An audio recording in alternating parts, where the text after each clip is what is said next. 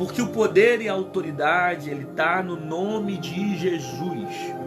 Eu não jejuo para ficar mais forte. Eu não oro para ficar mais forte. E se eu disser que eu jejuo e oro para me tornar mais forte, eu vou estar invalidando a autoridade que há no nome de Jesus. No poder que há no nome de Jesus. Então o problema é que as pessoas falam, não, eles não expulsaram porque não teve jejum e oração. Então pela falta de jejum e oração, eles não tiveram autoridade. Então eles acabam desqualificando o nome de Jesus aqui nesse texto. Por uma interpretação errada. Porque os discípulos foram expulsar o nome de Jesus e não conseguiram expulsar. Como é que pode tentar expulsar no nome e o diabo não sair, o espírito não sair? A interpretação que as pessoas têm é pela ausência de jejum e oração. Mas na verdade, se você avaliar o contexto, você fazer a exegese do texto, você vai ver que todo texto, a intenção de Jesus é ensinar sobre fé. A intenção de Jesus aqui é ensinar sobre fé. Inclusive, ele vai bater, ele vai confrontar tanto os discípulos, como confronta o pai que tem um menino endemoniado. Jesus não passa a mão na cabeça nem em cima do pai. Jesus aqui ele vai ensinar a todos, ao pai, aos discípulos e à multidão que está ali próxima, observando Jesus tratar desse assunto. Ok? Olha a expressão que Jesus usa quando trazem a Jesus a situação que os discípulos não conseguiram expulsar o demônio. As palavras que Jesus usa é essa: ó geração incrédula, até quando estarei convosco? Então Jesus aqui está combatendo o quê? A incredulidade. Por que Jesus fala no final da história que essa casta ela não sai a não ser por causa do jejum e da oração? O propósito do jejum e a oração é fornecer ferramentas espirituais para a vida do cristão. Ferramentas que vão auxiliar ele para as coisas espirituais. O que o jejum faz para a minha vida e para a sua vida? O jejum ele mortifica a minha carne. Ele mata a minha carne para que eu tenha domínio sobre a minha carne. E ao mesmo tempo que eu mortifico a minha carne, eu alimento o meu espírito, para que eu me torne mais sensível às coisas espirituais, para que eu me torne uma pessoa mais espiritual, para que a minha carne não domine sobre as coisas espirituais. Por que eu uso a oração? Porque a oração é o elo que me dá comunhão com Deus. Só que não adianta ter oração, não adianta ter jejum, se não tiver o centro da palavra que Jesus está ensinando nesse texto, que é a palavra chamada fé. Jesus está ensinando sobre fé. Geração incrédula, até quando estarei convosco? Olha o que Jesus fala para o pai, ó. Se tu podes crer, tudo é possível aquele que crê. Está claro no texto aqui que a ideia central que Jesus quer passar é fé. Jesus quer mostrar para eles aprenderem a terem uma vida de fé. E que na verdade o demônio que estava sobre o garoto não saiu, não foi pelo fato da ausência da autoridade do nome de Jesus, mas pela ausência de fé. Percebeu? Ausência de fé. Aí você vai perceber de muita gente que grita no nome de Jesus, que fala no nome de Jesus, que esperneia no nome de Jesus, que pula aqui, mas não tem fé. Então não basta expressar o nome de Jesus, eu tenho que ter fé nesse nome, porque a ausência de fé tira a minha convicção. Eu preciso crer.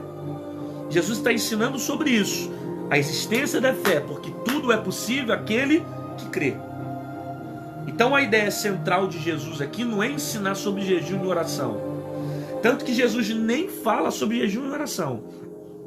Jesus só vai falar sobre jejum e oração no versículo de número 29, quando os discípulos, no final, quando estão indo embora, chama Jesus no cantinho, fala, por que a gente não conseguiu expulsar o demônio? Aí Jesus falou, essa casta não sai a não ser com oração e jejum. Jesus nem ia falar sobre isso. Ele falou porque os discípulos perguntaram. Por quê? Porque a ideia de Jesus era ensinar sobre fé. E essa é uma palavra que você precisa guardar no teu coração. Ter fé. A fé ela é um instrumento fundamental para você ter comunhão com Cristo e com as coisas espirituais. Através da fé, há a manifestação de cura. Através da fé, há a manifestação da libertação. Através da fé, que a pessoa ela alcança os sinais. Através da fé que há a manifestação dos dons. Paulo escreveu algo parecido em uma das cartas, que eu não lembro o versículo, que ele diz que o dom de profecia ele é manifestado também mediante a fé. Você vê o poder da fé. Então o que está acontecendo aqui é a ausência de fé, não só dos discípulos, a ausência de fé também do Pai. Isso pouca gente fala sobre isso aqui. A maioria só evidencia a história do jejum e da oração. Mas você vai perceber que não só discípulo está faltando fé, mas o Pai também. Vamos pensar aqui alguns versículos aqui, ó. E um da multidão respondendo: Mestre, trouxe-te o meu filho que tem um espírito mudo, e este onde quer que o apanha despedaça, e ele espuma, e range os dentes, e vai se secando.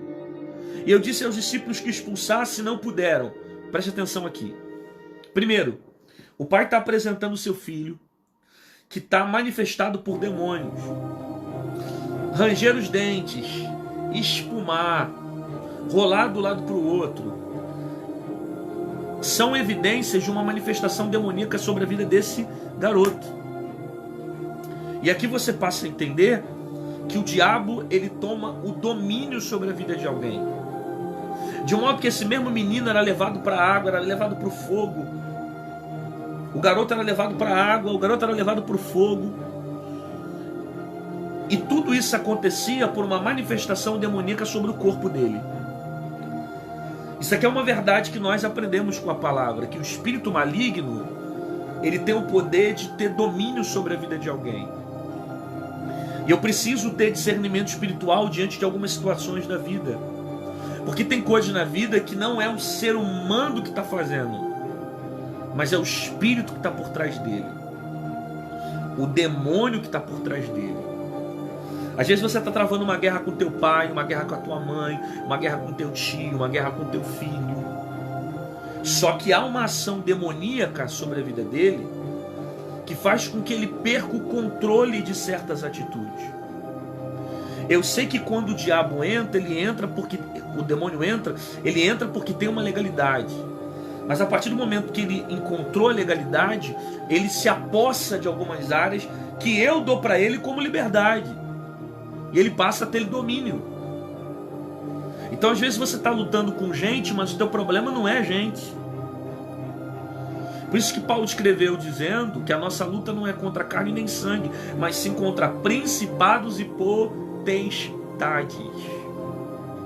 Que a minha luta não é contra corpo, matéria. A minha luta é contra espíritos malignos, dominadores desse mundo tenebroso, hostes malignas, que às vezes estão manipulando pessoas e você não consegue ter discernimento.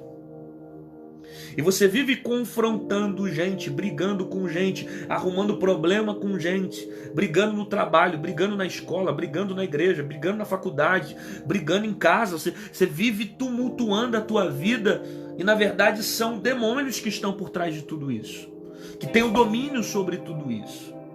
E a partir do momento que você tem discernimento espiritual, que o que está acontecendo é algo maléfico, é uma ação maligna, as ferramentas que você tem que usar são ferramentas espirituais.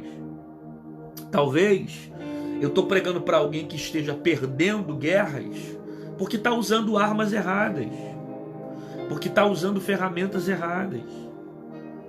E uma das ferramentas que vão me auxiliar a ter discernimento do que está acontecendo é a oração, é o jejum, para que eu intensifique a minha fé. Usar a minha fé para arrancar esse espírito que está tentando dominar a vida de alguém, para arrancar esse demônio que está manipulando esse ambiente, para arrancar esse principado que está mandando aí, ó, nesse trabalho, nessa escola, nessa rua, e que está influenciando o ambiente para o mal.